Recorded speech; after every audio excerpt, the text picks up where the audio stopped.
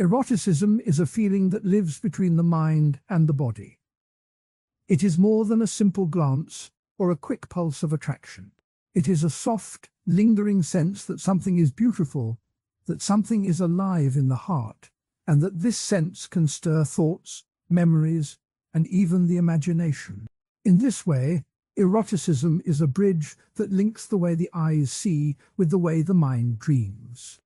When a person feels eroticism, the feeling is not limited to the look of a face or the shape of a body.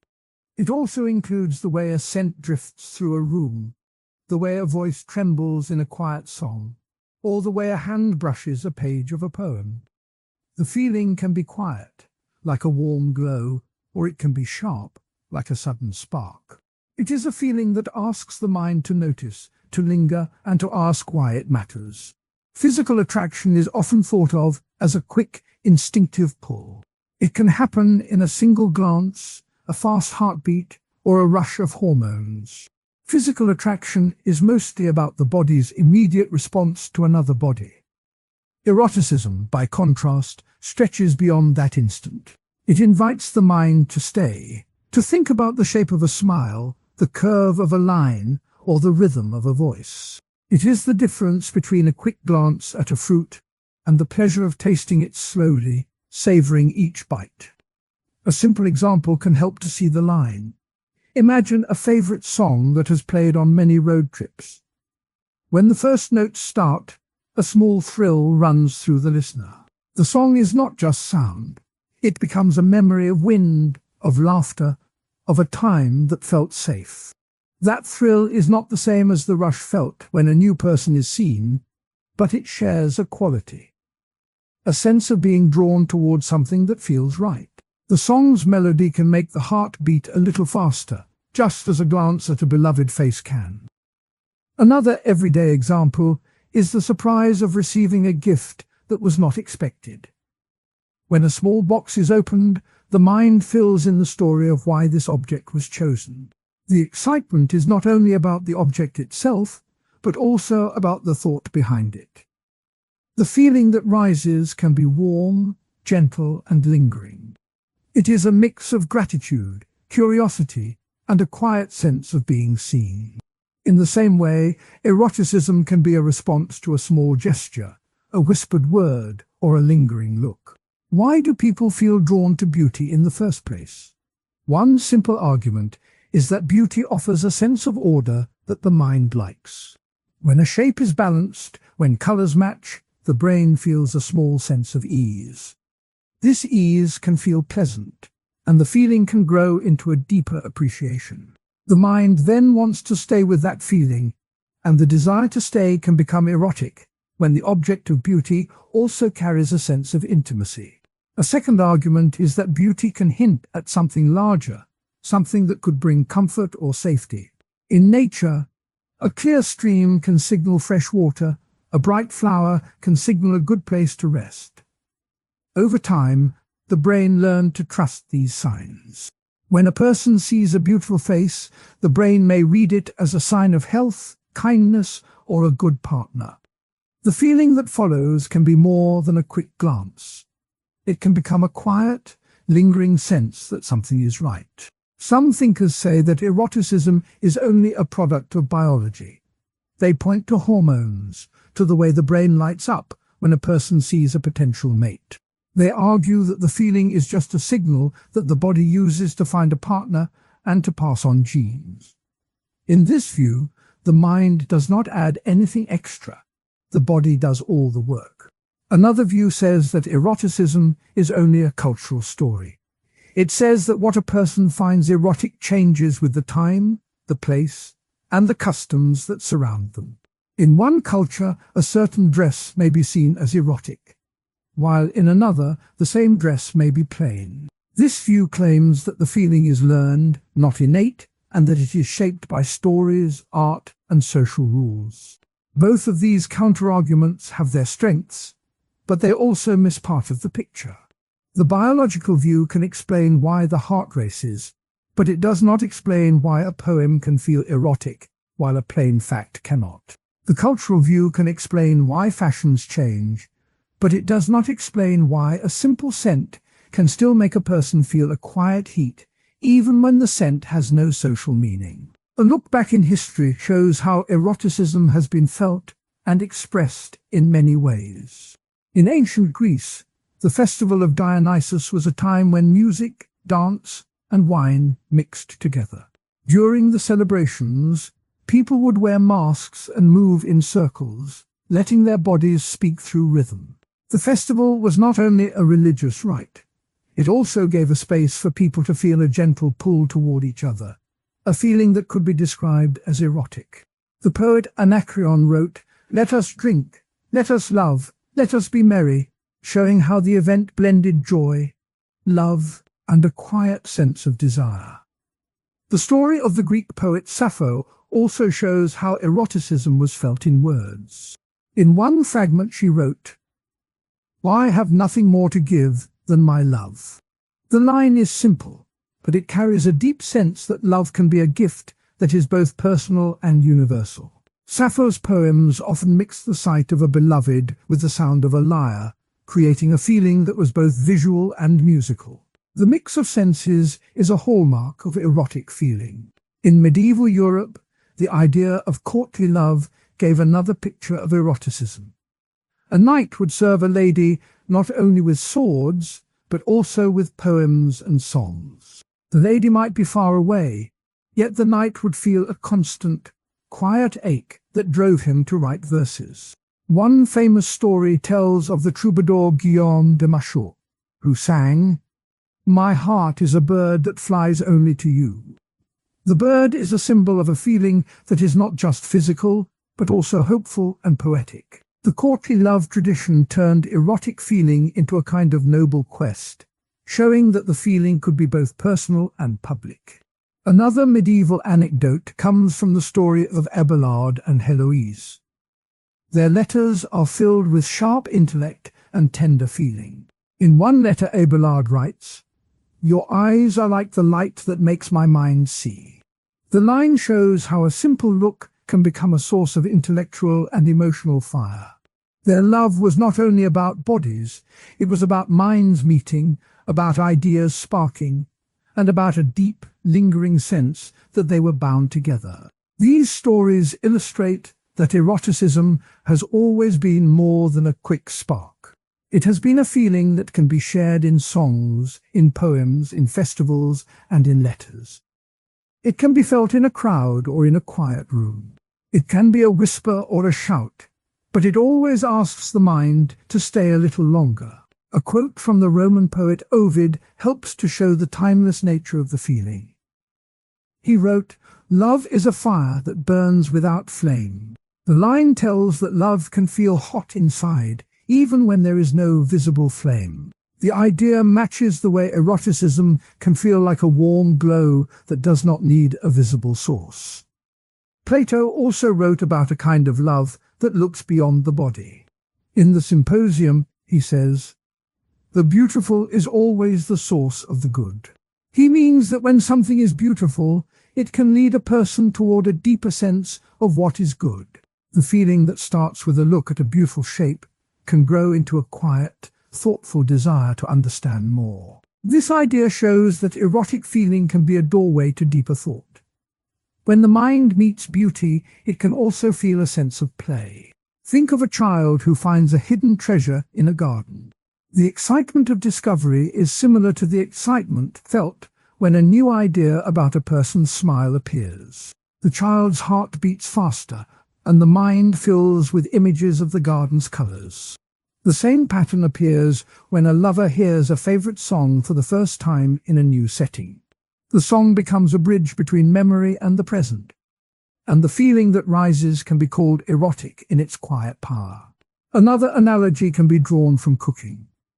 When a simple soup is simmered, the flavors blend slowly. The taste does not explode at once, it builds. In the same way, eroticism is a feeling that builds over time. A glance, a word, a scent can start a slow simmer in the mind. The feeling may not be as loud as a rush of desire, but it stays, it deepens, and it can turn into something richer.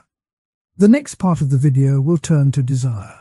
Desire is the push that follows the pull of eroticism. While eroticism asks the mind to notice, desire asks the body to act. The two work together, like a gentle wind that lifts a kite and the kite's rope that keeps it steady. In the following section, the story will explore how desire moves the quiet feeling of eroticism into choices and actions. To see how eroticism works in daily life, consider the moment when a favorite song comes on in a coffee shop. The melody is familiar, and the mind remembers a road trip, a laugh, a sunny day. The feeling that rises is not just joy. It is a soft pull toward the memory, a sense that the past is close. The pull can feel like a quiet longing, a gentle erotic feeling that ties sound to emotion. Now think about the surprise of a handwritten note left on a desk. The note might say, "Why thought of you when I saw this?" The words are simple, but the mind fills them with meaning. The note can make the heart beat a little faster, as if a small door has opened. The feeling is not just gratitude. It is a quiet sense that someone has looked inside, that a small part of the mind has been touched. That is an everyday taste of eroticism. Some people argue that the feeling of eroticism can be measured by brain scans. They point to studies that show the same areas light up when a person looks at a beautiful painting and when they look at a loved one. This supports the idea that the feeling has a biological base.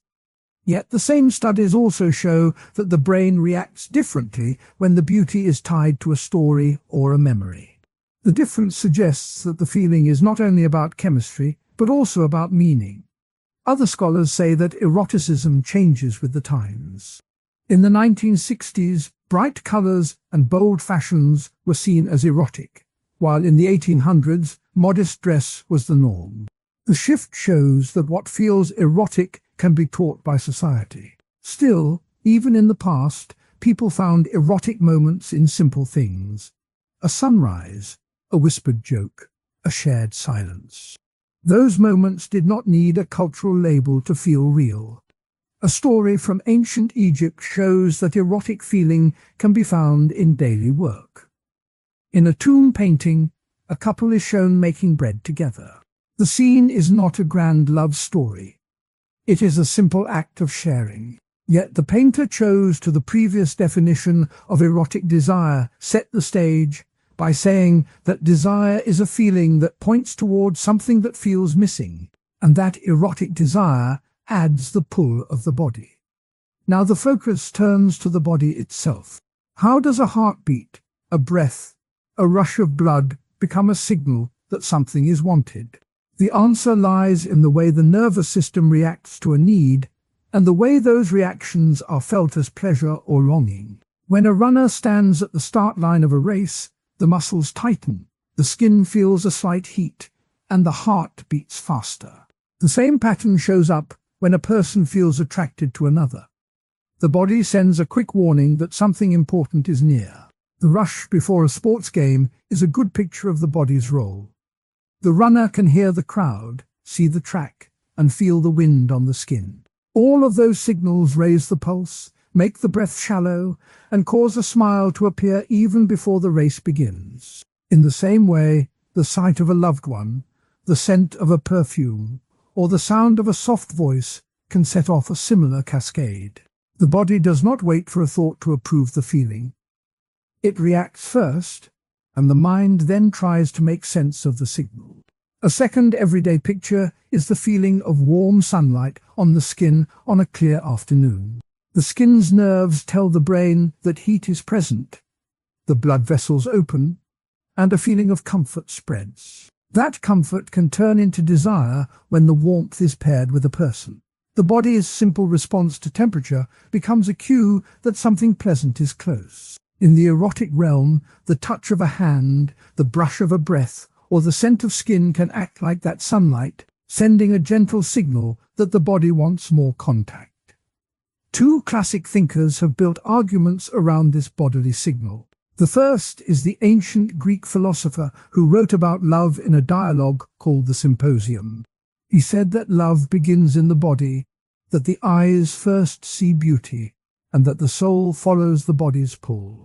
He wrote, "The sight of a beautiful form awakens a desire that moves the heart. In plain terms, the body sees and feels first, then the mind follows." The second thinker is a 19th century physician who gave a public lecture on the physiology of passion. In that lecture, he described how the nervous system fires a quick volley of signals when a person looks at a beloved. He quoted his own notes. "The pulse quickens, the skin flushes, and the breath becomes short. These are the first signs that the body has marked an object as desirable." Both of these arguments place the body at the start of erotic feeling. Two other voices push back against that view. A modern psychologist argues that the mind can choose to ignore the body's signals. She points to people who practice meditation and learn to watch their bodily urges without acting on them. In her research, she notes that when attention is turned inward, the same racing heart can be observed without the feeling of desire. The second counterargument comes from a philosopher who wrote about the power of reason. He claimed that the mind can label a bodily feeling as something else, such as fear or anxiety, and thus stop it from becoming erotic. He wrote, "The intellect can rename the heat of the skin as shame, and the desire evaporates." These two counterpoints show that the body does not have the final word. Real-world applications of the body first view appear in many places. In romance counseling, therapists often ask couples to notice the first physical signs of attraction: quickened breath, a sudden smile, a light touch. By naming those signals, they help partners stay in tune with each other. In healthcare, doctors who treat sexual dysfunction often start by checking hormone levels, blood flow, and nerve response, because the body's health sets the stage for feeling desire. In both cases, the body's signals are the first clue that something needs attention. Modern thinkers have taken the old body-first ideas and mixed them with new science. A neuroscientist who studies love says that the brain's reward system lights up when the body sends a signal of touch. He describes the process as a feedback loop. The body feels, the brain rewards, the body feels more. This loop can explain why a simple hug can turn into a deeper feeling of longing. Another contemporary writer looks at technology and notes that virtual reality can trick the body into feeling warmth or pressure, even when no real contact exists. He writes, "When the skin receives a simulated signal, the brain often treats it as real, and desire can follow." These modern twists keep the conversation alive. Examples help to ground the ideas. One example is a couple who meet at a coffee shop. The moment their eyes meet, each feels a small flutter in the chest. Their bodies have already started a dance of signals before any words are spoken.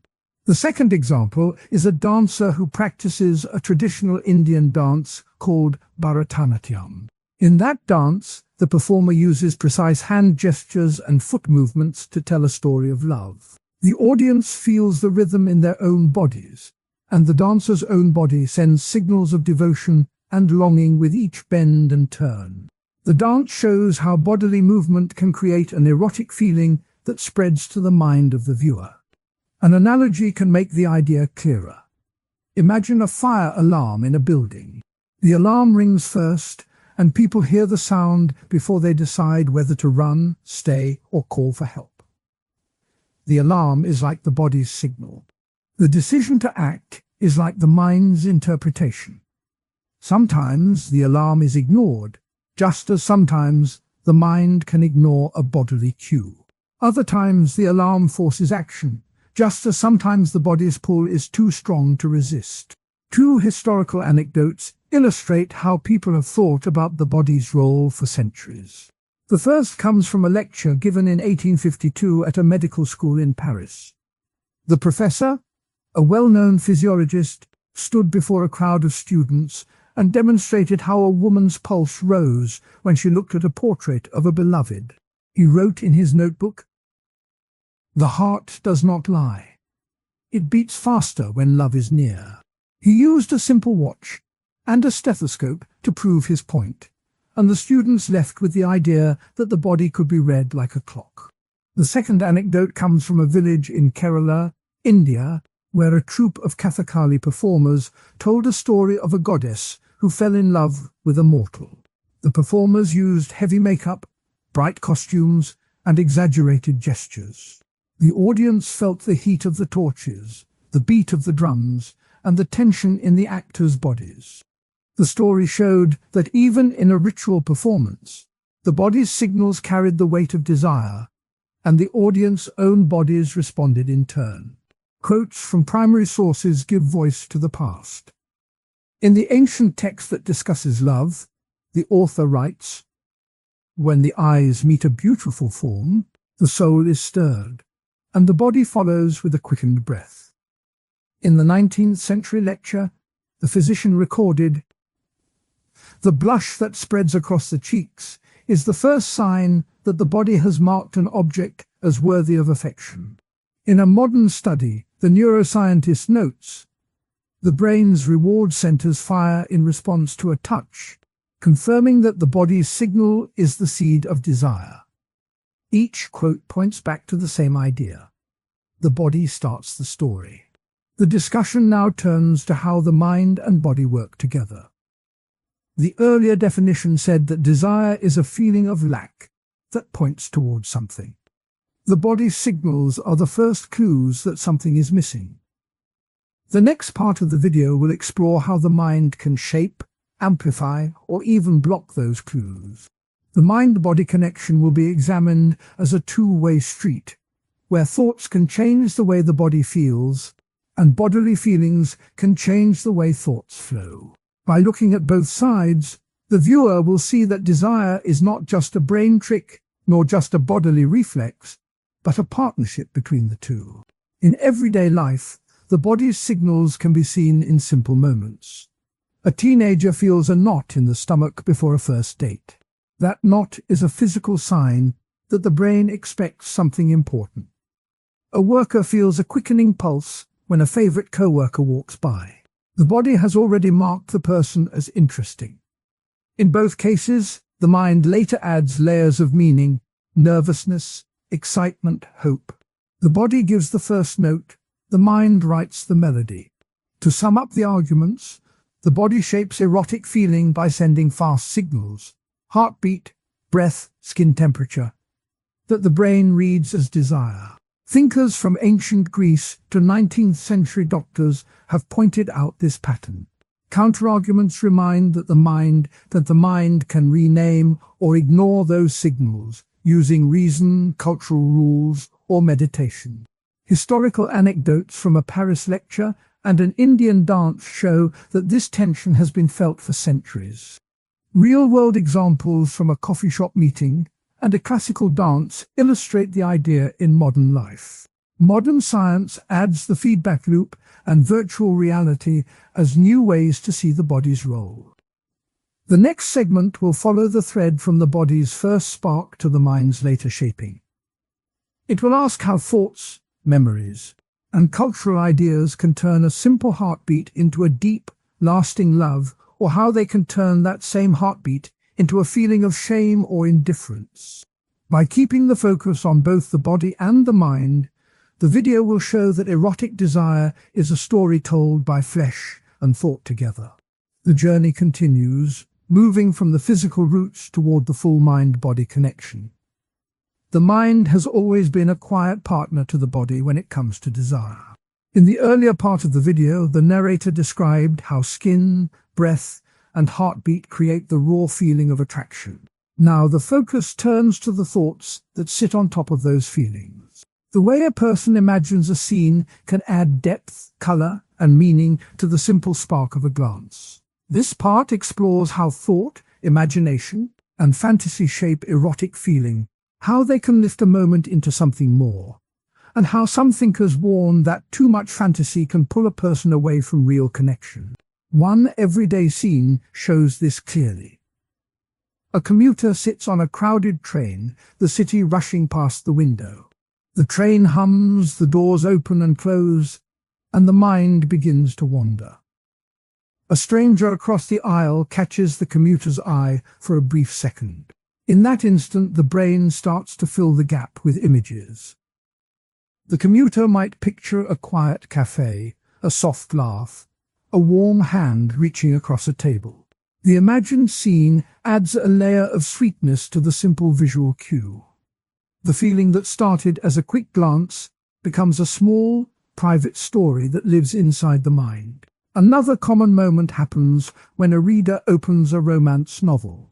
The pages turn, the words describe a candlelit dinner, a shy smile, a lingering touch.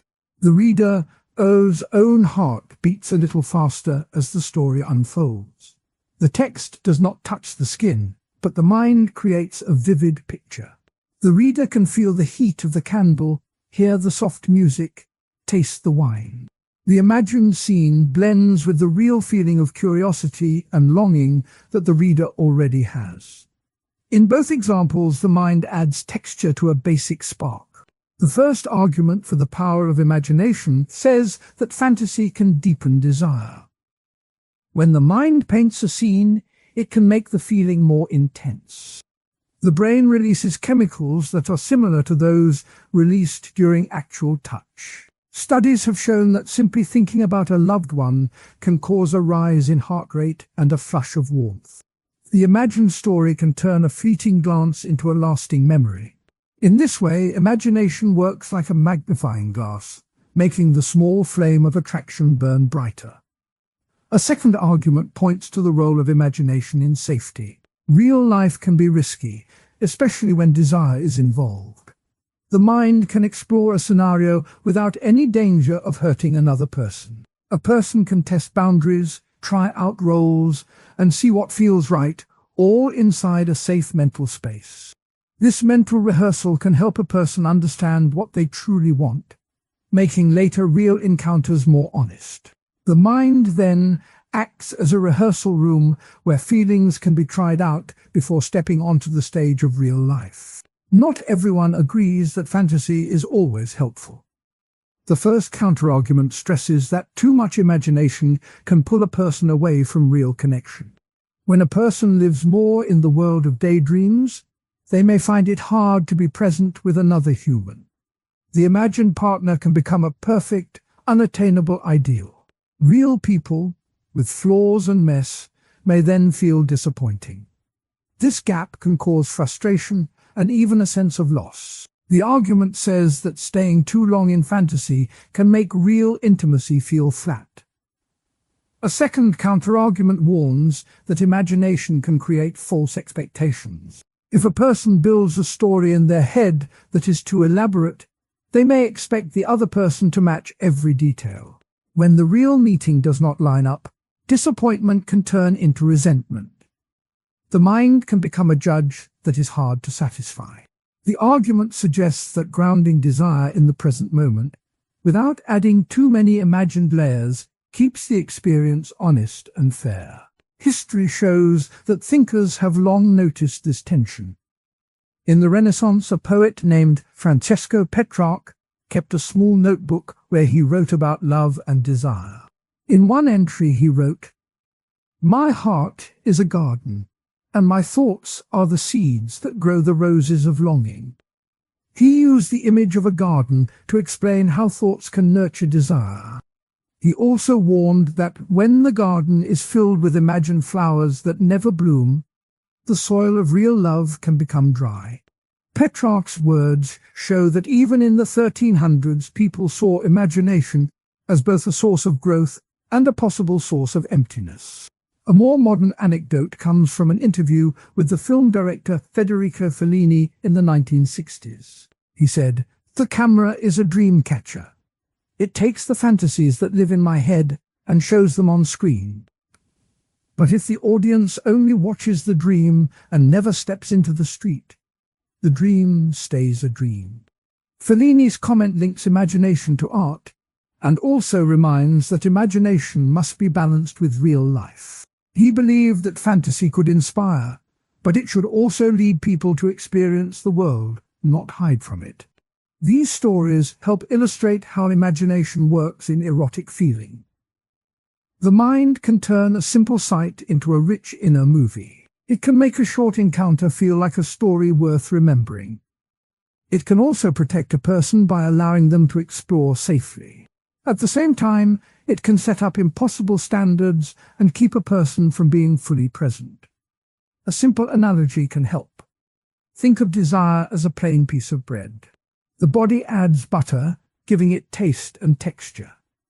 Imagination is like spreading jam on top.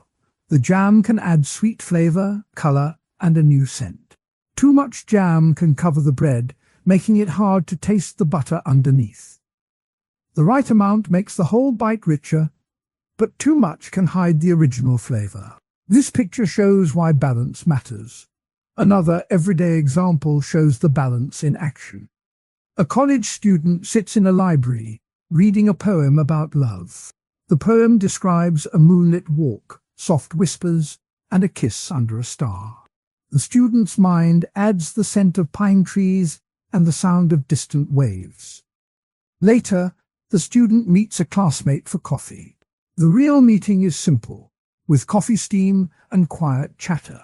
The imagined scene still lingers, but the student can enjoy the real moment without demanding that it match the poem. The mind's fantasy adds a pleasant memory, while the real meeting stays grounded. The role of imagination also appears in how people use technology. A person might watch a short video of a dancer moving gracefully. The brain takes the movement, adds a story of romance, and feels a spark of desire. Later, the person might meet someone at a dance class. The imagined story can help the person feel more open and confident, turning a simple interest into a real connection. The imagination acted as a bridge between seeing and doing. In the philosophical tradition, some thinkers have called this process the mind's canvas. The idea is that thoughts paint pictures that sit on top of the body's raw feelings. When the painting is clear, the feeling becomes richer. When the painting is too busy, the feeling can get lost. This view matches the earlier argument that imagination can deepen desire, but also the later warning that too much can drown the original feeling. The modern interpretation of this idea often appears in psychology. Researchers talk about mental imagery as the brain's way of seeing without eyes. When a person imagines a touch, the brain lights up the same areas that light up during real touch. This shows that the mind can create a real feeling using only thoughts. The brain treats imagined and real sensations in similar ways, which explains why fantasy can feel so vivid. In everyday life, people use this power without realizing it. When a couple plans a vacation, they talk about walking on a beach, holding hands, watching the sunset. The conversation creates a mental picture that makes both feel more excited about the trip. The imagined scene adds a layer of desire that can make the actual trip feel more special. The mind's role here is to turn a simple plan into a shared fantasy that strengthens the bond. At the same time, the counterargument warns that couples can become stuck in the planning stage. If they spend all their time talking about the perfect beach, they may miss the chance to enjoy the real sand under their feet. The imagined perfect scene can become a standard that the real experience never meets. This can lead to disappointment, even though the couple's desire was genuine at first. The balance between thought and reality also shows up in how people use erotic literature. A reader might pick up a novel that describes a passionate encounter in great detail. The mind fills in the missing parts, adding personal touches. The reader feels a strong emotional response, even though no real person is involved. This response can be healthy, giving the reader a safe way to explore feelings.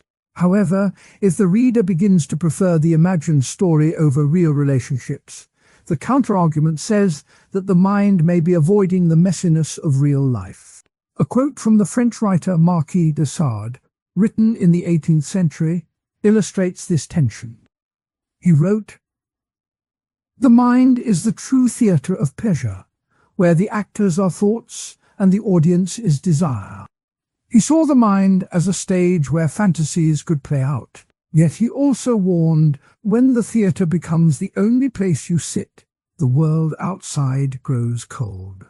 This pair of sentences shows that even a writer known for extreme ideas saw both the power and the danger of living too much in imagination. The Renaissance poet's notebook also gives a glimpse of how imagination can be both a guide and a trap. In another entry, Petrarch wrote, "When I write of love, I plant seeds that later bloom in my heart. But if the garden is never tended with real water, the flowers will wither." He used the image of watering a garden to mean real interaction. The poet recognized that thought can start a feeling, but real contact is needed to keep it alive. Fellini's interview adds a modern voice to this old idea. He said, "I make movies because I want to see my dreams on screen, but I also want people to leave the theatre and talk to each other about what they saw." He saw imagination as a tool to start conversation, not as a place to stay forever. His words remind viewers that fantasy can open doors, but the real world must be entered after the door opens. The link to the body section of the video is clear. The body supplies the spark, the mind adds the story. The two work together like a fire and the wind that makes it dance. Without wind, the fire is still, but with wind, the fire moves, grows, and spreads.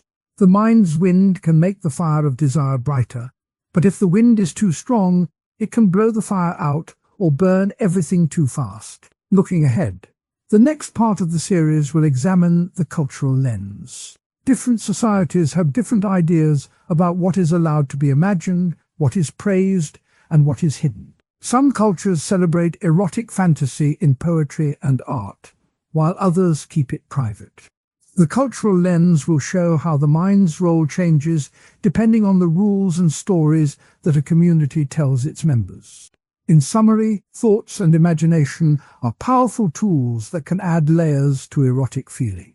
Everyday moments like daydreaming on a train or reading a romance novel show how the mind can turn a simple cue into a rich inner scene. Two arguments support the idea that imagination deepens desire and provides a safe space for exploration.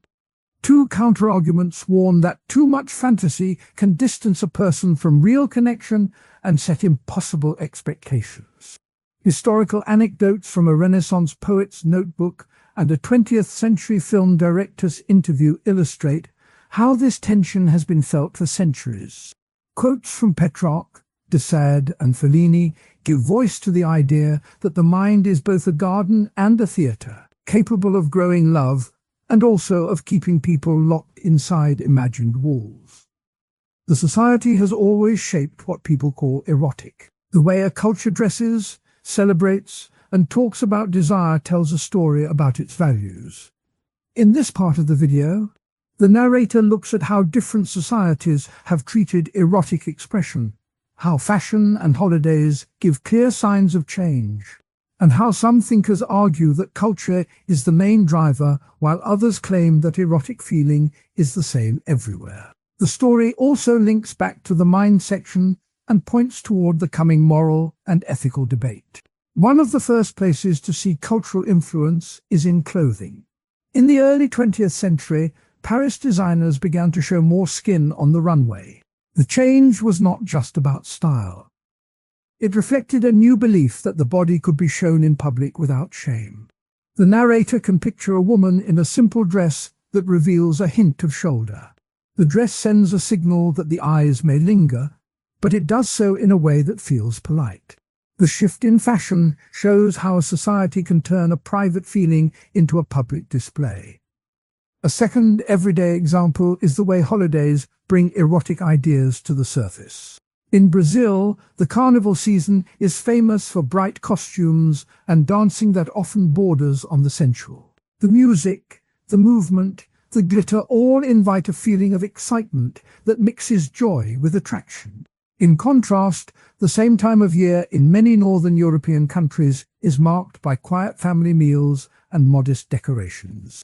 The same calendar date can hold very different erotic tones depending on the culture that celebrates it.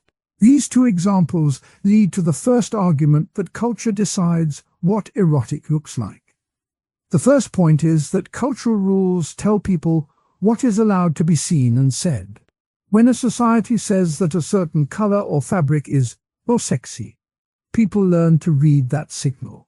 The second point is that cultural stories give meaning to desire. A myth about a goddess who loves mortals can make a community feel that erotic love is divine. In both cases, the community's ideas shape the personal feeling.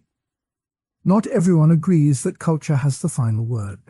Some philosophers say that erotic feeling is a human constant, a spark that lives inside every mind, regardless of the outside world. The first counterargument says that the brain has built-in pathways for attraction. Those pathways fire whether a person lives in a desert village or a bustling city. The second counterargument points to the fact that many cultures have similar symbols for love, such as the heart shape. Even when the stories differ, the symbol stays the same, suggesting a universal pattern. To see how the debate plays out, the narrator can travel back to the Victorian era.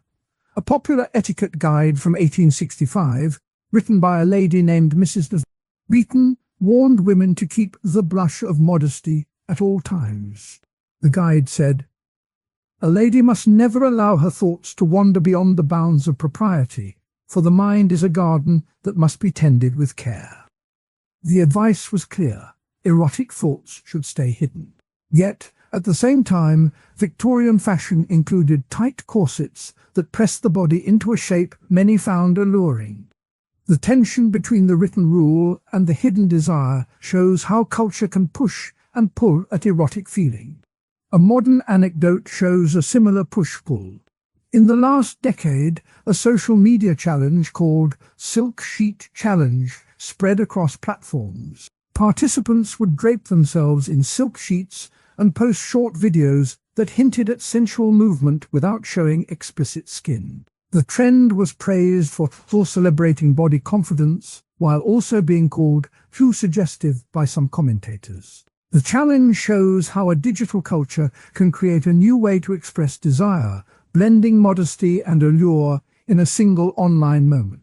The Mind section of this series explained how the brain reacts to visual cues, how hormones rise, and how memory ties feelings to places. The cultural examples now tie directly to those mental processes. When a fashion trend tells the brain that a certain cut is attractive, the brain's reward system lights up. When a holiday song mentions love, the brain links the music to past moments of affection. The narrator can see that culture does not act alone. It works together with the mind's chemistry. Real-world applications of this idea are easy to spot. In advertising, companies study what a culture finds erotic and then design ads that match those cues. A perfume brand in Japan may use soft pastel colors and delicate blossoms, while a brand in Italy may choose bold reds and dramatic lighting. Both ads aim to spark desire, but they use different cultural symbols. The second application appears in law. Some countries ban certain kinds of erotic art, while others protect it as free expression. The legal choices reflect the cultural view of what is acceptable. Modern thinkers still discuss the balance between culture and universality. A contemporary philosopher named Dr. Maya Patel argues that culture provides the language for desire, but the feeling itself is a quiet drum that beats in every chest. She writes that the drum can be heard in many places, yet the words used to describe it differ. Another writer, Professor Luis Ortega, says that the brain's wiring is the same, but the dress it wears changes with each society. Both ideas try to bridge the gap between the two sides of the debate. To make the idea clearer, the narrator offers an analogy. Imagine a song that can be played on many instruments. The melody is the same, but a piano sounds different from a drum. The melody is like the universal erotic feeling, while the instrument is the cultural expression. The same tune can make a child smile, whether it comes from a violin or a flute, but the listener will notice the differences in tone. In the same way, a feeling of attraction can be felt everywhere, but the way it is shown changes with culture. Another anecdote from history helps illustrate the point. In ancient Greece, the festival of Dionysus included dances where participants wore loose robes and moved in ways that hinted at sexual energy. The city of Athens praised those dances as part of civic life. Yet, when the Romans took over, they changed the costumes to tighter, more modest garments, and the same dances became less about erotic display and more about disciplined performance. The shift shows how a conquering culture can reshape the erotic language of a tradition. A second historical story comes from Japan's Edo period. The pleasure districts, known as Yoshiwara, were places where courtesans wore elaborate kimono and performed art that blended poetry, music, and subtle erotic gestures. The government allowed these districts, but set strict rules about what could be shown. A famous poet, Basho, wrote, "The lantern's glow reveals the hidden bloom of night." The line hints at desire that is both present and restrained by law. The story shows that even when a culture permits erotic art, it still frames it with rules. Quotes from primary sources give voice to the past. Oscar Wilde, writing in 1882, said, "All art is at once surface and depth. The surface is the erotic, the depth the moral." The line reminds the listener that culture often mixes the two. A Chinese philosopher, Zhuangzi, wrote, "The heart knows the shape of the wind even when the eyes cannot see it." The quote suggests that desire can be felt even when it is hidden by cultural dress. All these pieces point to a pattern. Culture can turn a private feeling into a public sign. It can hide desire behind modesty or display it with boldness. At the same time, the human brain seems to carry a basic spark that looks for connection. The tension between the two creates a lively dance that changes over time. The next part of the video will move from how culture shapes eroticism to why that matters for moral and ethical thinking. If culture can decide what is okay to show, then it also decides what is right or wrong to feel. The mind section showed how desire works inside the brain. Now the moral and ethical debate will ask, should society limit erotic expression? Should individuals be free to follow their inner spark? Those questions will be explored next. In sum, the story of cultural shifts in eroticism is a story of clothing, holidays, rules, and digital trends. It is a story of thinkers who argue for cultural power and those who claim a universal pulse. It is a story that stretches from Victorian etiquette books to modern social media challenges. It is a story that links the brain's chemistry to the symbols a society chooses. By looking at fashion trends and holiday celebrations, by hearing quotes from Wilde and Zhuangzi, and by remembering the Silk Sheet Challenge and the Victorian Guide, the narrator shows how society both shapes and is shaped by erotic desire. The stage is now set for the moral and ethical debate that follows. The conversation about erotic content often turns into a question of right and wrong. It is a question that touches on how people live together, what they think is private, and what they think belongs to the public. In this part of the video, the narrator looks at the moral and ethical debates that have surrounded erotic material for a long time. The tone stays calm and steady, as if a friend is sharing a story over a quiet cup of tea. One everyday example is a couple who decides to keep a private photo album of themselves. The couple feels safe in the bedroom and they trust each other. They may choose to share a picture with a close friend, or they may keep it hidden from everyone else. The moral question that appears here is whether it is ever okay for someone else to see that private image without permission. The question also asks if the couple has the right to keep that image safe from the public eye. The idea of privacy is simple. It means that what happens between two people stays between them unless they agree to let others in. A second everyday example is a city park that displays a marble sculpture of a nude figure.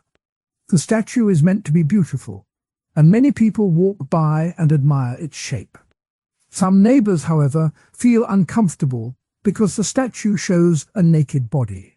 They argue that the park is a place for families and that children should not be forced to see a naked form. The moral question here is whether the public space should allow erotic art, or whether the community's standards should keep the space free of such images. The answer is not easy, because the park belongs to everyone, and the artist believes that the body can be a source of truth. Supporters of freedom of expression bring two main ideas to the table. The first idea is that each adult has a right to decide what they see and what they share.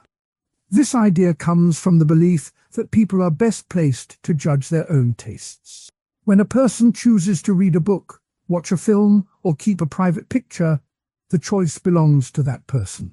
The second idea is that art, including erotic art, can help a society think about love, desire, and power.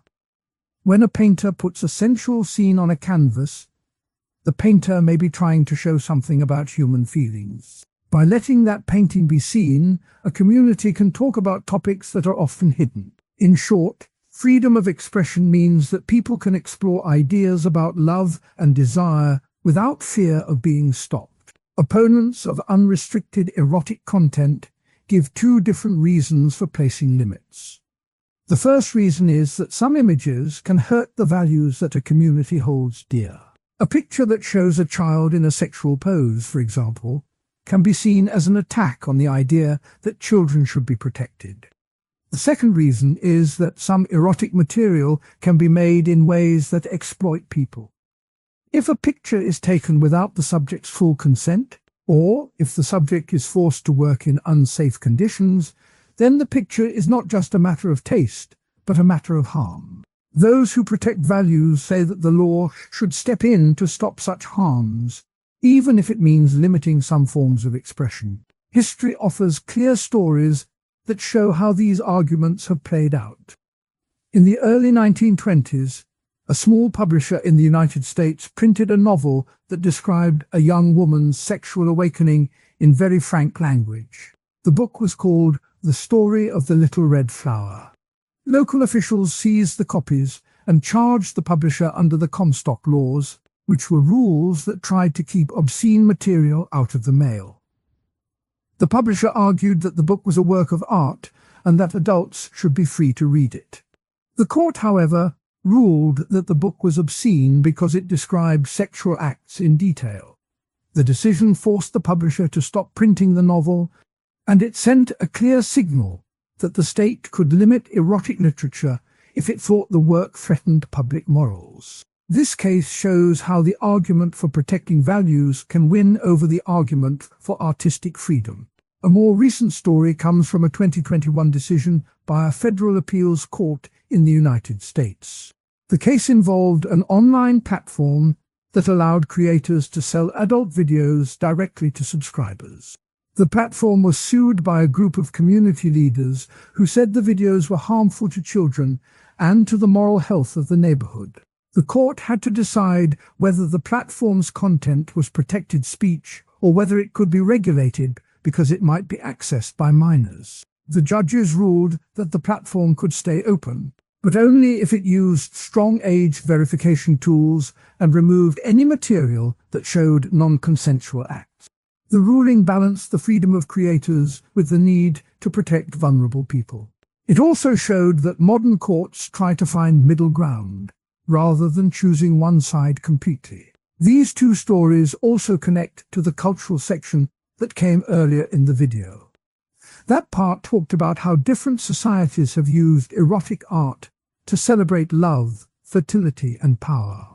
The 1920s case shows a time when a culture tried to push back against a new, more open view of sexuality. The 2021 case shows a time when a culture uses technology to try to protect children while still letting adults share their work. Both cases remind the viewer that moral debates do not happen in a vacuum. They are part of a larger cultural conversation. To make the ideas clearer, the narrator offers a simple analogy. Imagine a garden that everyone shares. Some plants in the garden are beautiful roses, while others are prickly thistles. The roses can be compared to erotic art that many people find lovely. The thistles can be compared to images that hurt people or break the law. A gardener must decide how much space to give each plant. If the gardener cuts away all the thistles, the garden may lose its natural balance. If the gardener lets the thistles grow unchecked, they may hurt anyone who steps on them. The same balance is needed in a society that deals with erotic content. Another analogy uses a kitchen. A family cooks a meal together, and each person adds a spice. Some spices, like cinnamon, add warmth and flavor. Others, like too much pepper, can make the dish too hot to eat. Erotic content can be thought of as a spice. It adds flavor to culture, but too much, or the wrong kind, can make the experience uncomfortable. The job of law and community leaders is to help the family decide how much spice is appropriate for the meal they are sharing. Quotes from thinkers help to anchor the discussion. John Stuart Mill, a 19th century philosopher, wrote, "If all mankind minus one were of one opinion, mankind would be no more justified in silencing that one than he, if he could, would be justified in silencing mankind." This line supports the idea that even a single voice that wants to share erotic ideas should not be shut down simply because most people disagree. Oscar Wilde, a playwright from the same era, said, "All art is at once surface and symbol." Wilde's words remind listeners that erotic art can be both a simple picture and a deeper message about human desire. Both quotes are used to show that the debate over erotic content has long roots in the discussion of free speech and the purpose of art. The moral and ethical questions also reach into everyday life. A couple may wonder if posting a romantic photo on a social network is okay. The couple must think about who can see the picture, whether they have given consent, and whether the picture respects the privacy of any other people who might appear in the background. A city council may have to vote on whether to keep a statue of a nude figure in the town square. The council members will ask if the statue adds cultural value, if it respects the feelings of families, and if it fits the community's sense of decency. One counterargument that often appears is the idea of community standards. This phrase means that what is acceptable can change from one place to another. In a small town, a public display of a naked figure might feel shocking, while in a larger, more cosmopolitan city, the same statue might be praised as a masterpiece. The argument says that laws should follow the values that most people in a community hold, not a single individual's idea of freedom. Another counterargument focuses on the risk of normalizing harmful behavior. If a society shows a lot of erotic content that depicts violence or lack of consent, some people worry that viewers may start to think those scenes are normal. This worry pushes some to ask for stricter rules on what can be shown in movies, on the internet, or in public places. The arguments for freedom of expression also have practical benefits. When people can talk about desire openly, they may learn more about consent and healthy relationships. A study from a university showed that teenagers who read honest stories about sexuality were better at recognizing consent cues than those who only heard silence on the topic. This example shows that openness can lead to better understanding and safer behavior. The second practical benefit is that artists can push society forward. When a painter shows a bold, sensual image, the public may start to discuss topics that were once hidden. Those discussions can lead to changes in how a culture treats love, gender, and power.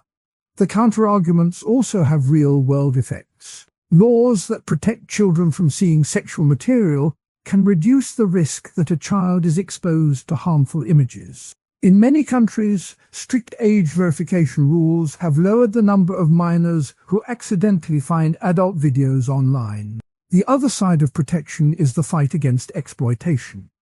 When a law says that any picture taken without full consent is illegal, It gives victims a way to seek justice. Those laws can stop a market that profits from non-consensual images, a market that has grown with the rise of the internet. The discussion now turns to how these moral debates will shape future technology.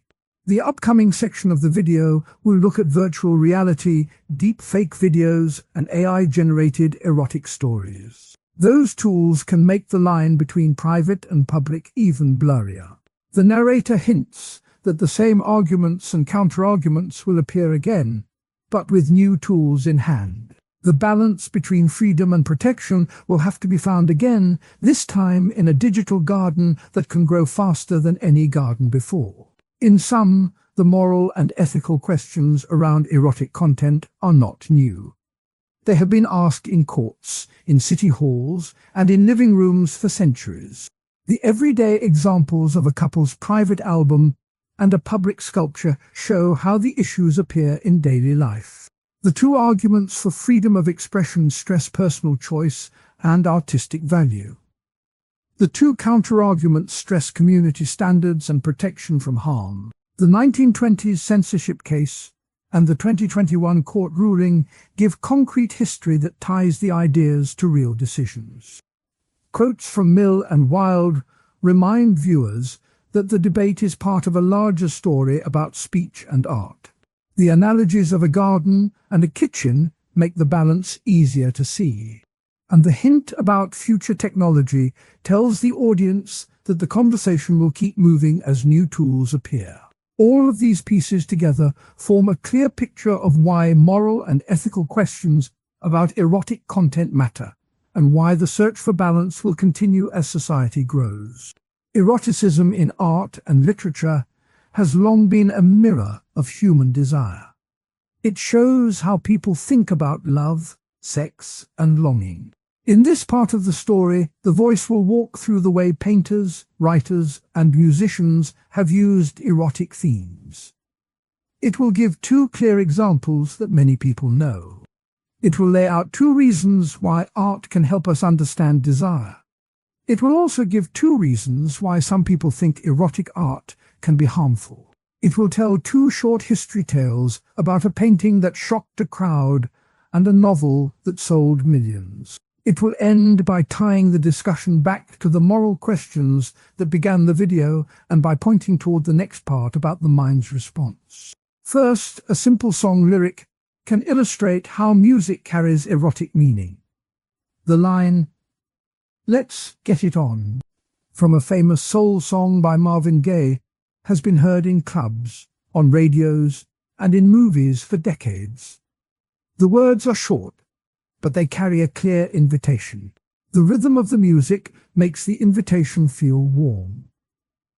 The lyric does not describe a specific scene. Instead, it lets the listener fill in the details. In that way, the song shows how art can open a space for personal imagination about desire. Second, a comic strip can do the same job with pictures. The series Love and Rockets by the Hernandez brothers often shows couples in cramped apartments sharing a quiet moment or arguing over a kiss. In one panel, a woman leans across a kitchen table, her hand brushing the man's cheek. The caption reads, "Sometimes the smallest touch feels like a storm. The picture is simple. The picture is simple, but the feeling is strong." The strip uses everyday objects, a table, a cup of coffee, to hold a moment of intimacy. Readers see a scene they might have lived through, and they feel the tension of attraction. These two examples show how art can act as a safe place for people to think about desire. One argument says that erotic art lets people explore feelings that may be hidden in daily life. When a painting or a story shows a lover's touch, the viewer can watch without risk. The viewer can ask, what would it feel like to be in that moment? The answer can be a deeper self-knowledge. A second argument says that erotic art can break the silence around sex. In many cultures, talking about sex is still a taboo. When an artist puts a nude figure on a canvas, it forces a conversation. It can help a society see that desire is a normal part of being human. There are also strong voices that push back. One counterargument claims that erotic art can turn people into objects. When a painting shows a body only for visual pleasure, it can reduce a real person to a piece of flesh. Critics say this can support a view that treats bodies as things to be used. A second counterargument says that erotic art can be used to sell products or to spread harmful ideas. A billboard that shows a seductive model might make people think that value comes from looks alone. In that sense, the art can support a culture that judges people by their appearance. History gives vivid proof of both sides. In 1865, the French painter Édouard Manet displayed a work called Olympia at the Paris Salon. The painting showed a naked woman lying on a bed, looking directly at the viewer. Her gaze was bold, and a black maid placed a flower on her lap. The public reacted with outrage. Critics called the work immoral. Some shouted that the painting insulted women. Others praised Manet for showing a real woman, not an idealized goddess. The scandal showed how a single image could spark a moral debate that lasted for years. A later example comes from the world of books. In 1928, D.H. Lawrence released a novel titled Lady Chatterley's Lover. The story follows an upper-class woman who falls in love with her husband's gamekeeper. Their affair includes many explicit scenes. When the book first appeared, it was banned in several countries. Yet many readers bought it in secret. By the 1950s, the novel sold millions of copies. The public reaction was mixed. Some readers said the book spoke the truth about love that crosses class lines. Others said it corrupted morals and should not be read. The novel's journey from banned book to bestseller shows how erotic literature can both challenge and change social norms. A quote from the painter Titian helps to see why some artists turn to erotic subjects. He wrote, "Though the brush is the tongue of the heart. In simple terms, the brush lets the artist speak feelings that words cannot. When a painter chooses a lover's embrace as a subject, the brush can show the softness of skin, the tension of a sigh, and the glow of a candle." Another quote comes from the poet Charles Baudelaire, who said, "The beautiful is always strange." He meant that beauty often hides something unusual, and erotic art can reveal that hidden side. Both quotes remind the listener that art can be a way to speak about hidden parts of life. The role of desire in art can be compared to a garden. A garden needs soil, water, and sunlight to grow. Desire is like the soil that holds the seed of a story. The artist provides water with color, and the audience's attention is the sunlight. Without any one of these, the garden would not flourish. In the same way, an erotic painting needs the artist's skill, the viewer's imagination, and a culture that allows the scene to be seen. If any part is missing, the work may feel empty or may cause anger. Another analogy uses a mirror. When a person looks into a mirror, they see themselves. When a viewer looks at an erotic image, they may see a part of themselves reflected, perhaps a longing, a fear, or a memory. The mirror does not create the image. It only shows what is already there. The art, then, acts as a mirror for desire. This helps explain why some people feel comfort in erotic art, while others feel discomfort. The mirror shows what is hidden, and that can be both soothing and unsettling. The moral debates that began the video reappear here. Some argue that any depiction of desire is a step toward a freer society. Others worry that such depictions may erode respect for the body. The two sides often meet in courts, in school boards, and in online comments. The discussion is not new. It has been part of human life since the first cave paintings that showed hunters with their partners. Those early images were not only about hunting. They also hinted at love and partnership. The same pattern repeats in modern times. Looking ahead, the next part of the story will explore how the brain reacts to erotic art. Scientists have studied how a picture of a couple can light up the same area of the brain that lights up when a person feels real love. The next section will explain why those brain signals matter for everyday life. It will also ask whether the feeling of desire in the mind can be shaped by what is seen in paintings, books, or songs. The link between the moral questions and the psychological impact will be clear. How society judges erotic art can affect how the mind learns to handle desire. In summary, erotic themes have traveled from ancient carvings to modern pop songs. They appear in a famous lyric that invites a kiss, in a comic strip that shows a quiet touch, in a scandalous painting that shocked a city, and in a novel that sold millions of copies. Two arguments say that erotic art helps people explore hidden feelings and start important conversations. Two counterarguments say that the same art can turn people into objects or push harmful ideas. Quotes from artists and poets remind the listener that art is a way to speak about the heart. Analogies of gardens and mirrors make the ideas easy to picture. The moral debate continues, and the psychological chapter that follows will show how the mind responds when desire meets art. The mind of a person can feel many shades of light and shade when erotic feelings appear. Those feelings can lift a mood like a warm sunrise, or they can stir a storm that clouds a day. In this part of the story, the gentle narrator looks at how desire shapes mood, how it helps a person see who they are, and how it can add or take away a sense of well-being.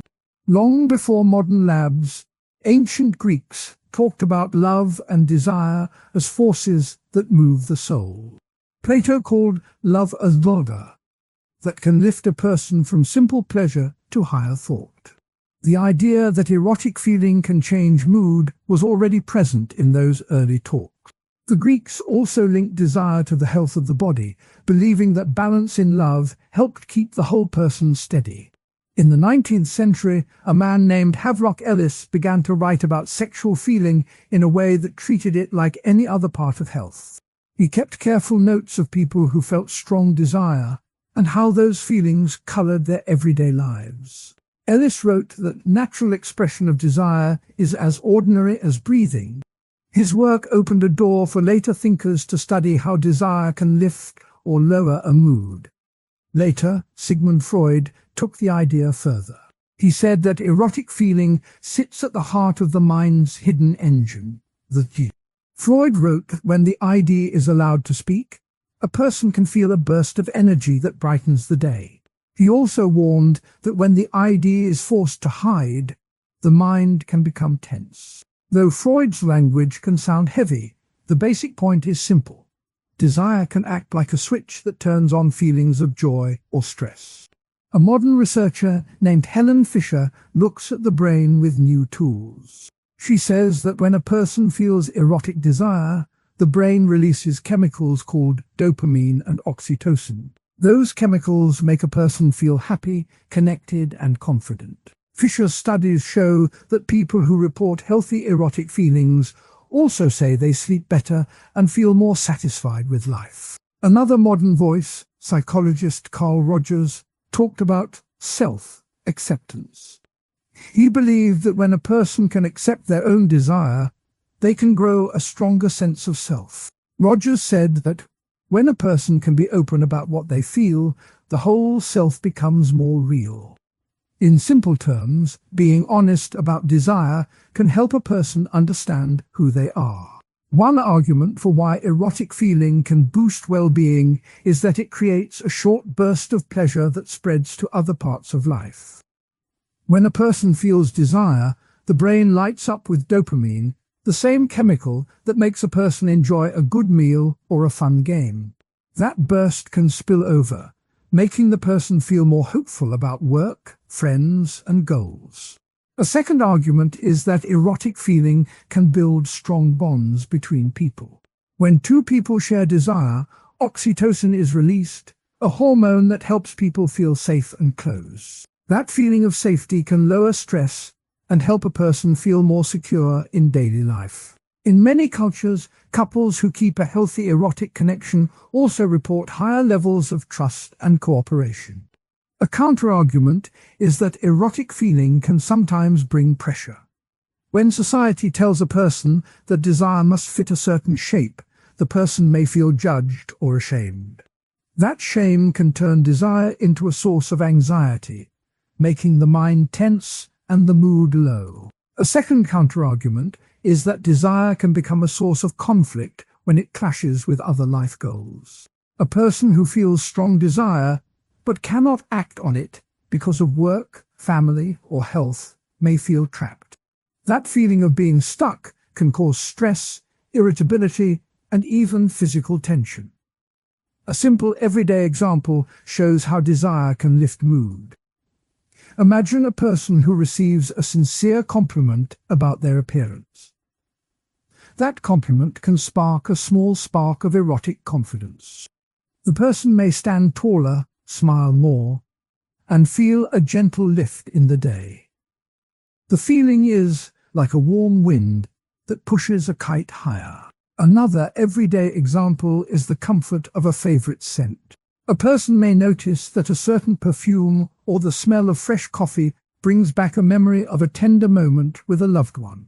That scent can awaken a quiet desire that makes the person feel calm and safe. The scent works like a soft blanket, wrapping the mind in a gentle sense of well-being. Think of desire as a garden. When the soil is healthy and the sun shines, the garden grows bright flowers that bring joy to anyone who walks by. If the garden is left dry or overwatered, the plants wilt and the garden can become a source of worry. In the same way, erotic feeling can help a mind blossom or, if not tended, can cause strain. Therapists use the idea of desire to help people feel better. In a session, a therapist may ask a client to talk about moments when desire made them feel alive. By naming those moments, the client can see a pattern of positive mood and use it as a tool for future growth. This practice is a real-world way to turn desire into a source of strength. Self-care routines also include the gentle use of desire. A person might light a scented candle that reminds them of a romantic evening, or they might listen to music that stirs a feeling of affection. These small acts can lift mood and help the person feel more at peace with themselves. A historical anecdote from the early 20th century shows how a therapist recorded the impact of desire on mood. In 1910, a doctor named Edward H. Clark kept a notebook about a patient who felt a deep longing after a brief flirtation. Clark wrote, "The patient's smile returned after the small exchange, and she reported feeling lighter for days." This note shows that even a tiny spark of desire can change a person's emotional weather. A modern anecdote comes from a popular wellness podcast called Mindful Moments.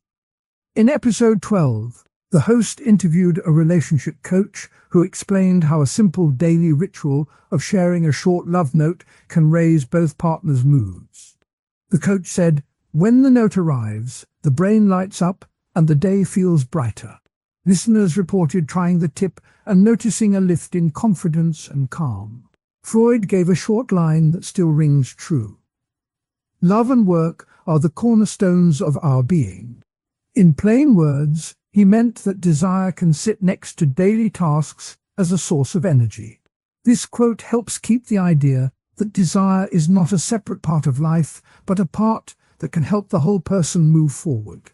Havelock Ellis offered a clear statement. Desire is a natural part of the human story. By saying this, he reminded readers that feeling erotic is as ordinary as feeling hungry. The quote helps remove the idea that desire is something hidden or strange. Modern thinkers add new layers to the story. Mindfulness teachers say that paying attention to desire without judging it can calm the mind. When a person watches a feeling of desire as it rises and falls, they can keep the feeling from turning into stress. This practice turns desire into a gentle wave rather than a storm. Neuroscience also shows a simple picture. Brain scans of people who feel desire light up a small area called the ventral striatum. That area is the same one that lights up when a person eats a favorite food. The brain treats desire like a tasty treat, sending signals that make the whole body feel good. The art section of this series showed how painters use color and line to capture desire. In the same way, the feeling of desire can paint a person's mood with bright tones. When a person looks at a painting of a lover's embrace, the same chemicals that fire during real desire can rise, making the viewer's heart beat a little faster. This link reminds viewers that art and desire share a common thread in shaping mood. Looking ahead, technology will add new tools to the story of desire. New apps can track how a person's heart beats during moments of attraction. Virtual reality can let people explore safe spaces where desire can be felt without real-world risk. The next part of the video will explore how these tools change the way mood and identity are shaped by erotic feeling.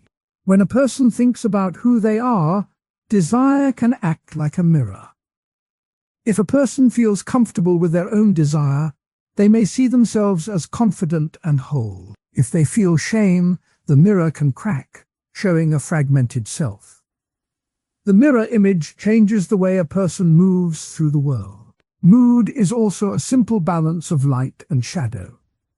A brief feeling of desire can be a flash of light that brightens a cloudy day. On the other hand, a blocked or judged desire can be a cloud that lingers.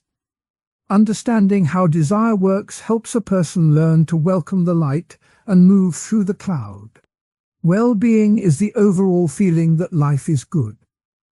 Desire, the modern world has turned erotic expression into something that can travel across a screen in an instant. The shift began long before the internet, but the digital age has made the change faster and louder. In this part of the story, the focus is on how technology and media shape new forms of eroticism.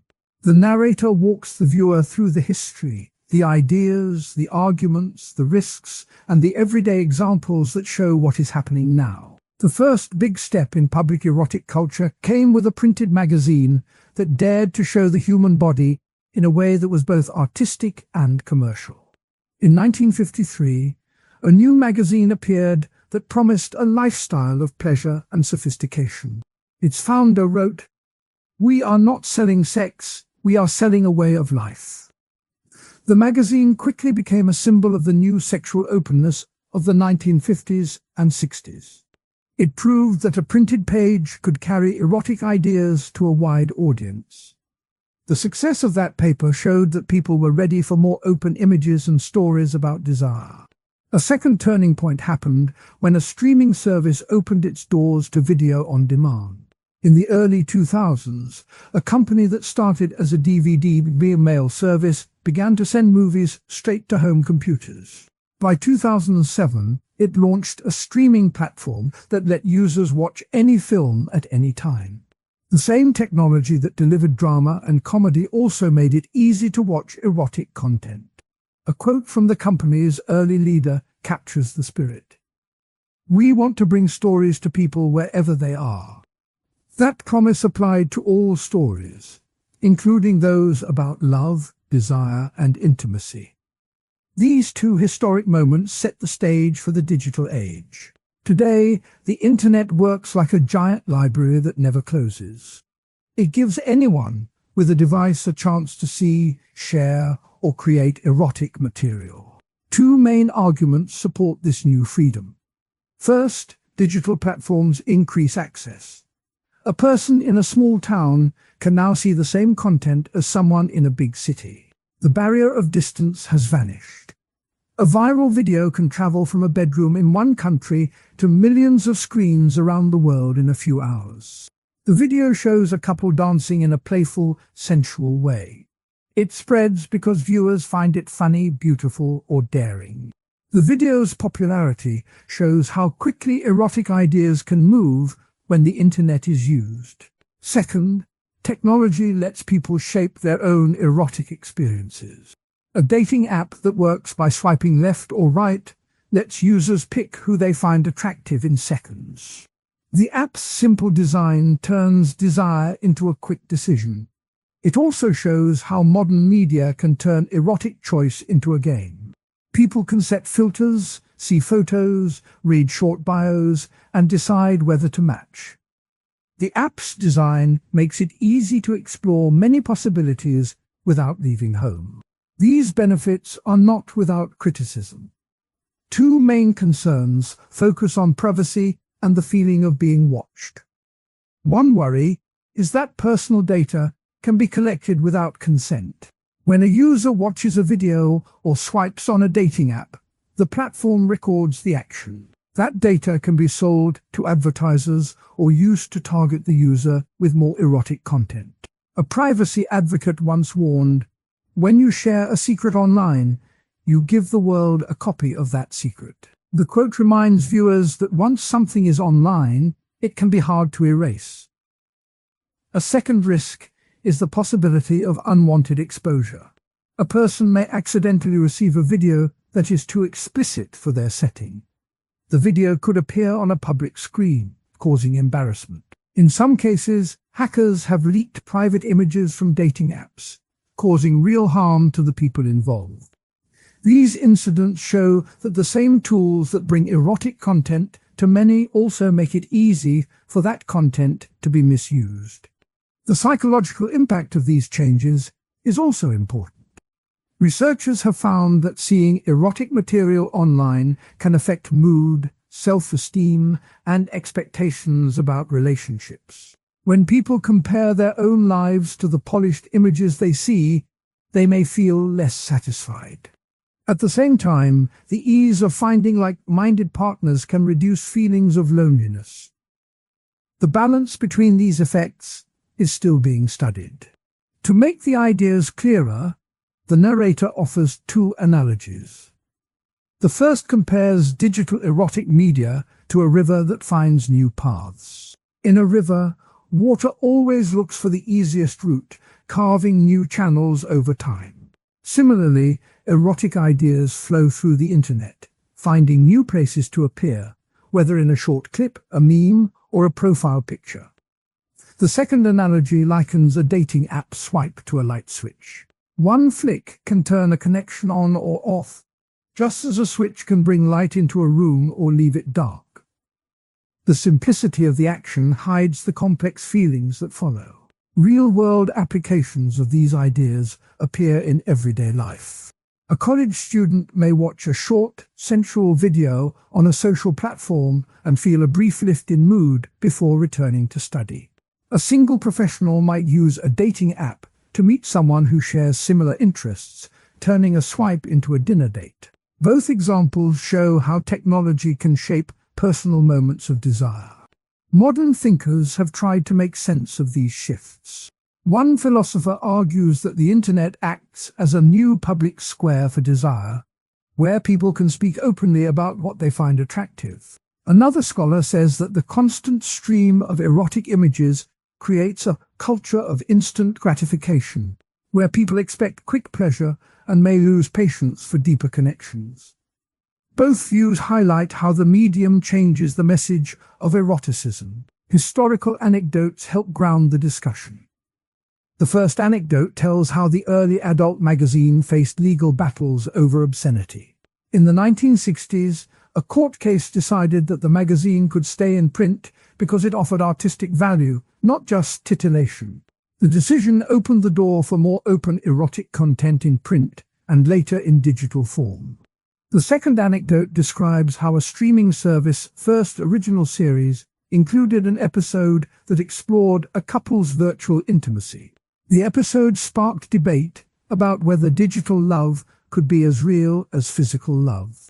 The conversation showed that even as technology changes, people still ask the same questions about what it means to be close to another person. Quotes from primary sources give the viewer a sense of the voices behind the ideas. The founder of the early magazine once wrote, "Our pages are a mirror for the hidden parts of the soul." A tech executive from the streaming service said, "We are building a world where stories can be felt, not just watched." A psychologist who studies online behavior noted, Though the brain reacts to a screen image much like it does to a real scene, but the context is different. These words help tie the story together. The arguments for increased access and personal control are strong, but the counter-arguments about privacy and unwanted exposure cannot be ignored. The balance between freedom and safety will shape the next chapter of erotic expression. Looking ahead, the future outlook will examine how virtual reality, artificial intelligence, and new forms of social media may further reshape desire. The next section will ask what it means when a person can feel a virtual touch, or when an AI creates a custom erotic story based on a user's preferences. The viewer will be invited to think about how these tools might help people feel more understood, or how they might raise fresh worries about consent and privacy. In sum, technology and modern media have turned eroticism into something that can travel instantly, be customized, and be shared widely. The rise of a bold magazine and the launch of a streaming platform set the stage for today's digital world. Access has grown, but privacy risks have grown too. Real-world examples like a viral video and a dating app swipe show how the ideas play out in daily life. Psychological effects are mixed, and scholars continue to debate the meaning of these changes. The story will move forward to explore what tomorrow may bring for desire in a connected world. The future of erotic thought and practice feels like a quiet river that is about to meet a new kind of tide. In the next few years, new tools will shape how people think about desire, how they share it, and how they keep it safe. The calm voice of the narrator will walk the listener through the ideas, the hopes, the worries, and the real-life moments that may happen. One of the most talked about tools is virtual reality. A person can put on a headset and feel as if they are in a room that does not exist. In that room, they can meet a partner who looks like a friend, a lover, or a character from a story. The feeling of being close can feel very real. A study from a university in 2023 showed that people who used VR for a short time felt a stronger sense of closeness to the virtual partner than they did when they talked on a phone. The study said that the brain can treat the visual and sound cues as if they were real touch. That is a sign that technology may help people feel deeper connection. Another tool that is already here is AI-generated art. A person can type a description of a scene, and a computer can draw a picture that matches the words. Some artists have used that to make erotic images that are new and personal. The images can be changed in a moment, making the experience feel fresh each time. A writer once said, "The only way to get rid of a temptation is to yield to it." That line from Oscar Wilde reminds the viewer that the new images can be a way to explore a hidden wish safely. There are arguments that these tools will bring people closer together. First, they can let people share a private world that is not easy to find in everyday life. A shy person can meet a partner in a virtual garden where the wind and the light are set by the computer. That garden can be a place where both feel safe to speak, to touch, and to listen. The feeling of safety can help them open up more than they would in a coffee shop. Second, the tools can help people learn about their own bodies. An AI art program can show a person a picture that matches a feeling they cannot name. By looking at the picture, the person may learn a new word for a desire. That knowledge can help them talk to a partner with more honesty. Not everyone thinks the new tools will help intimacy. One worry is that the fake world can replace the real world. A person might spend many hours in a virtual bedroom and forget to go out and meet people in a park or a cafe. The fear is that the brain will get used to the perfect images and stop caring about the messy parts of real love. A second worry is that the data behind the tools can be misused. When a person shares a picture with an AI, the picture may be stored on a server. If that server is hacked, the picture could be seen by strangers. The loss of privacy can make people feel unsafe, and that can push them away from trying new things. A story from the past shows how predictions can miss the mark. In the 1960s, a famous futurist wrote that by the year 2000 people would be able to download love straight into the brain. He imagined a small machine that could be placed on the head, and a person could press a button to feel love for anyone. That prediction never came true. The brain is far more complex than a simple switch. The story reminds a viewer that it is easy to guess the future, but the real path is often different. A recent scientific study gives a more realistic picture.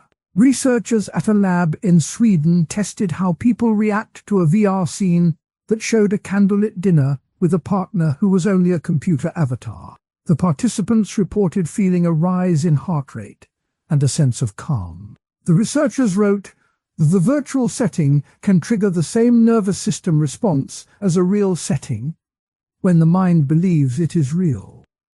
That finding shows that the technology can be a bridge, not a wall, if it is used with care. The ethics of these tools also need a calm look. One simple rule that many thinkers have used is to ask, does this help or hurt? When a person uses VR to explore a desire that they cannot act on in real life, the experience may give them relief. That relief can be a good thing if it does not replace real relationships. On the other hand, if a person hides behind a screen and never talks to anyone face to face, the screen may become a shield that stops growth. The balance is a personal choice, but the community can help by setting clear rules about consent, privacy, and respect. A practical example can help. Imagine a couple who lives far apart because of work. They can put on a VR headset together and walk through a virtual museum. They can stop at a painting that shows a couple holding hands. The virtual world can let them hold a digital hand that feels warm. The experience can make them feel close, even though they are miles away. The same couple could also use an AI art tool to create a picture of a place they want to visit. They can print the picture and hang it on a wall. The picture can become a reminder of a shared dream, and it can spark a conversation about future plans. A second everyday example is a person who enjoys reading erotic stories. With AI, the person can ask the computer to write a short story that matches a specific mood, like "La rainy night in a small town." The story can be read on a phone before bed. The person may feel a gentle excitement that helps them relax. The story can also give the person ideas about how to talk to a partner about a new scene they want to try. In this way, the AI tool can be a bridge between private fantasy and shared experience. Some people say that the new tools will make love more honest. They argue that the ability to see a visual representation of a desire can make it easier to say, "like this," instead of hiding it. They also say that the tools can help people who have physical limits. A person who cannot move easily can still explore a virtual dance with a partner. The dance can give them a feeling of movement and joy that they cannot get in a real ballroom. Other voices warn that the tools can make love feel cheap. They point out that a picture can be copied, shared, or sold without permission. They also note that a virtual kiss does not have the same smell, the same warmth, the same breath. The missing senses can make the experience feel hollow after a while. They ask, can a pixel ever replace a heartbeat? The question stays open, and it invites each person to think about what they truly need. A quote from an old writer can give a gentle reminder. "All that is necessary for the triumph of evil is that good men do nothing," said Edmund Burke. In the context of erotic technology, the quote can be read as a call to act with care. If people do nothing about privacy, then misuse can grow. If they do nothing about consent, then harm can spread. The calm voice can suggest that each person has a role to play. Another quote from a modern thinker can add balance. "Technology is a useful servant but a dangerous master," said Christian Laslange. The line tells a listener that the tools should serve the desire for connection, not become the only way to feel it. The voice can remind the audience that the tools are like a lantern. They can light a path, but they can also blind if held too close. Looking ahead, a few trends seem likely. First, the hardware for VR will become lighter and cheaper. In a few years, a person may be able to wear a thin pair of glasses that show a 3D world without a heavy headset. That will make it easier for people to drop into a virtual space for a short time, like checking a message. Second, AI will get better at understanding tone and emotion. The AI will be able to write a story that matches a person's mood almost perfectly. That will make the art feel more personal. A third trend could be the rise of consent codes. These are small digital tags that a person can attach to a VR avatar or an AI image. The tag tells others what kind of interaction is welcome. If the tag says "no touch," then the system will block any attempt to move closer. This kind of built-in safety can help keep the experience respectful. A fourth trend may be more research on how the brain reacts to virtual intimacy. Scientists will study whether long-term use of VR can change how people feel about real touch. The results will guide how teachers, therapists, and designers build the tools. The future also holds challenges. One challenge is the digital divide. Not everyone can afford a VR set or a fast internet connection. If only a few can use the new tools, then the gap between those who can explore new forms of love and those who cannot may grow. Another challenge is the law. Governments will need to decide how to protect people from unwanted recordings, from deepfake images, and from data leaks. The law will have to keep up with the speed of the technology. A final thought can bring the ideas together.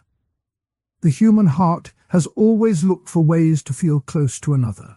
From letters written by candlelight to songs sung on the radio, the tools have changed, but the need stays the same. The new tools of VR and AI are simply the latest chapter. They can help people see each other in new colors, hear each other in new tones, and touch each other in new ways. They can also hide the real faces behind masks. The balance will be found in the choices each person makes, in the rules the community sets, and in the care that each person shows for another. In conclusion, the outlook for erotic thought and practice is bright, but also full of caution. The technology can bring deeper connection for those who use it with respect and honesty. It can also bring loss of intimacy for those who let the screen replace the real world. The stories from the past and the studies from today show that prediction is hard, but learning from experience is possible. The calm voice invites each listener to think about what they want, to protect what matters, and to let the new tools be a gentle guide, not a ruler. The future will keep unfolding, and the human heart will keep learning how to love in each new light. The final part of the journey brings all the ideas together and shows how the philosophy of eroticism can sit in everyday life. In the first section, the story began with the ancient roots of erotic thought. Plato's dialogue in the Symposium was mentioned, where love was described as a longing for the beautiful form. Later, the medieval voice of Augustine was heard, warning that desire could lead the soul away from God. The modern turn started with Freud, who called erotic energy a hidden force that shapes the mind. Plato was introduced as a thinker who saw erotic excess as a way to break limits, and Foucault was noted for linking desire to power structures. Those early moments set the stage for the rest of the discussion. The next chapter moved to the main arguments that have shaped the field. One line of thought treats erotic desire as a natural drive that pushes people toward connection and growth. Another line treats it as a social construct that can be used to control or liberate. The video explained how the first view sees desire as a kind of energy that can be channeled into art, friendship, or work. The second view points out that culture can shape what is considered erotic, turning some forms into taboo and others into status symbols. Both sides were given space to speak. In the following part, two strong counter-arguments were laid out. The first counter-argument, coming from a moral tradition, claims that erotic focus can distract from higher goals and lead to selfishness.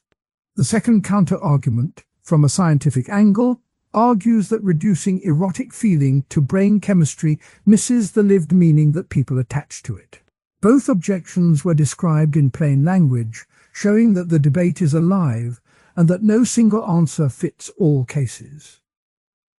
Real-world applications were then explored. The video showed how a couple might use the ideas of erotic philosophy to deepen trust, how an artist could let desire shape a painting, and how a teacher might notice the power of attraction in a classroom setting.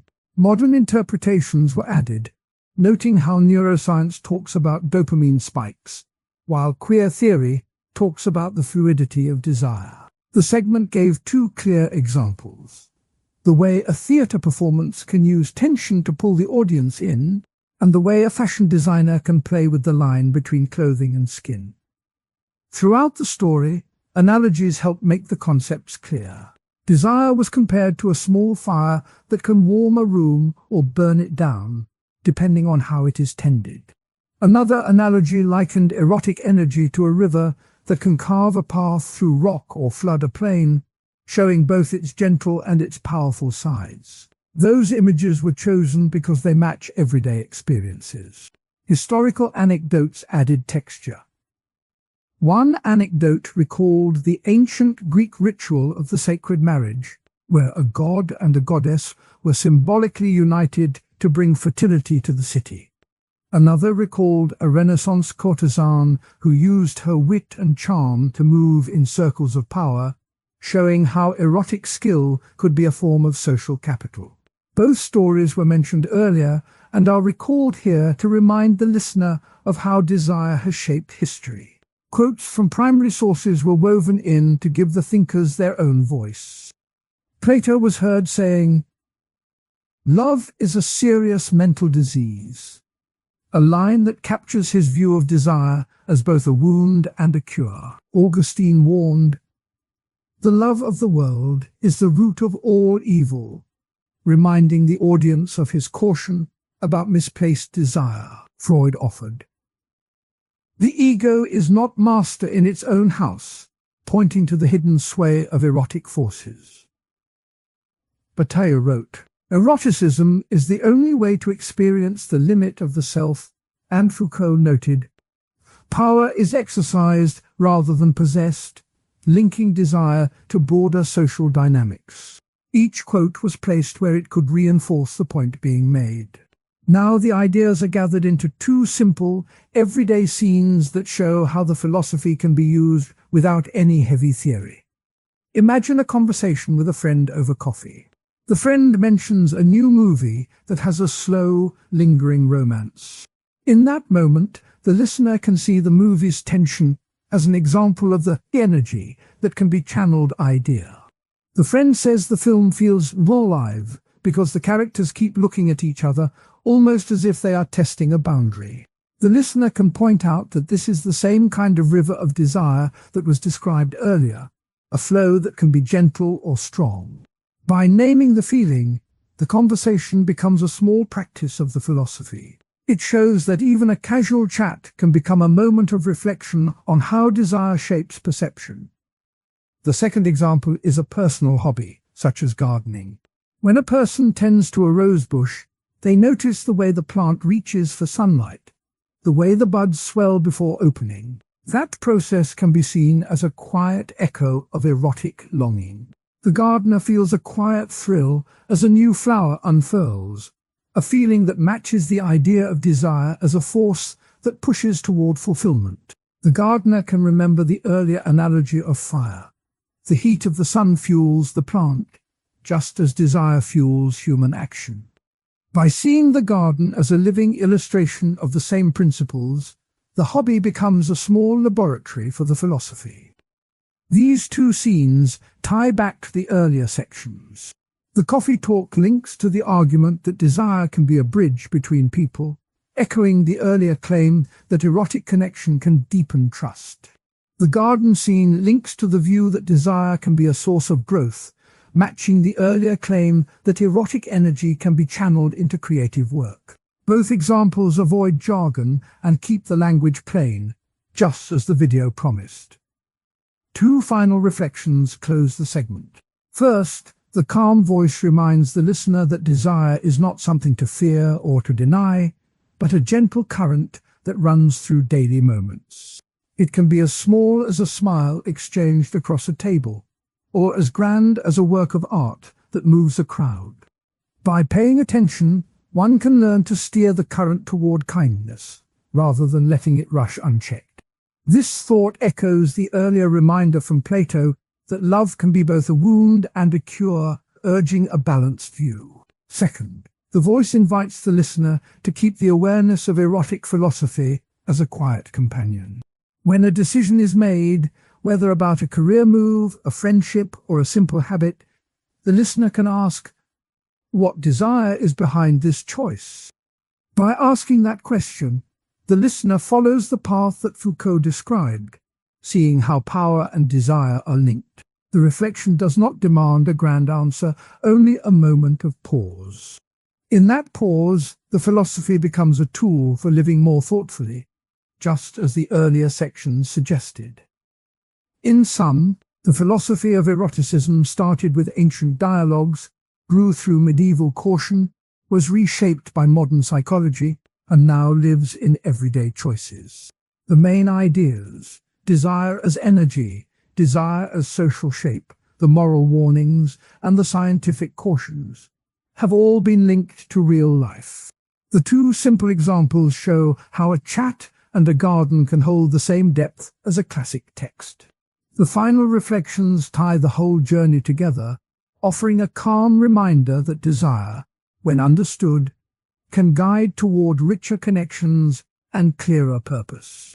The listener is left with a sense that the quiet study of erotic thought is not distant academic work, but a gentle map for the paths walked each day.